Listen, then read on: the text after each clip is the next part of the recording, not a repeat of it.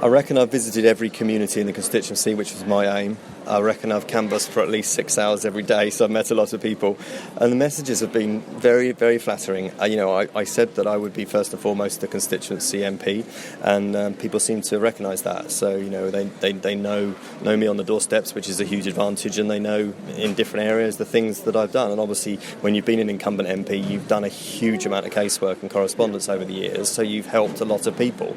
It was a really warm reception on the doorsteps. You wanted to do what you termed as a positive campaign as well. I did last time run a 100% positive campaign, and over 9 years now I've never once wasted one column inch on negative campaigning.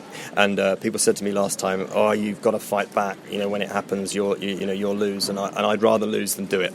So I'll always fight a positive campaign, because I think people in Winchester respect that. And actually, all the research I've ever seen, young voters and women voters especially absolutely loathe negative campaigning. So I keep it positive.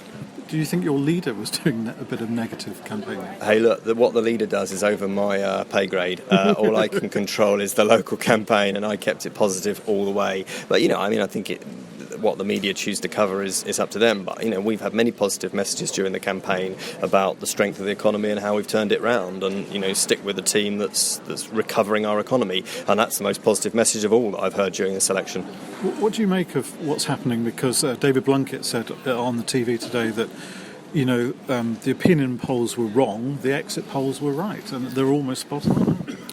I think there were many, many people on the doorsteps who were saying, I have a feeling that when it comes to it, we're looking at a 92 scenario and people are going to step back from the brink of a very messy minority Labour government propped up by the SNP. And that appears, it's early days, but that appears to be what's happened.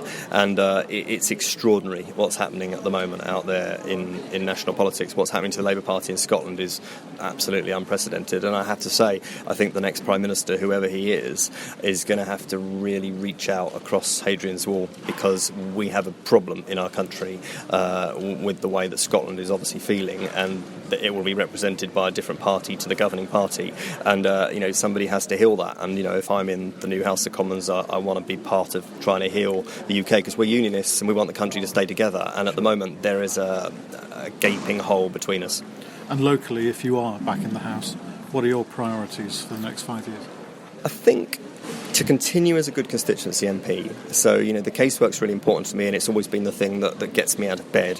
But there are many, many campaigns. I've been very successful in the last Parliament on my primary school places campaign. That needs to continue in Chandler's Ford. I'm particularly interested in looking at school places there, making sure that we've got the capacity in the secondary school system.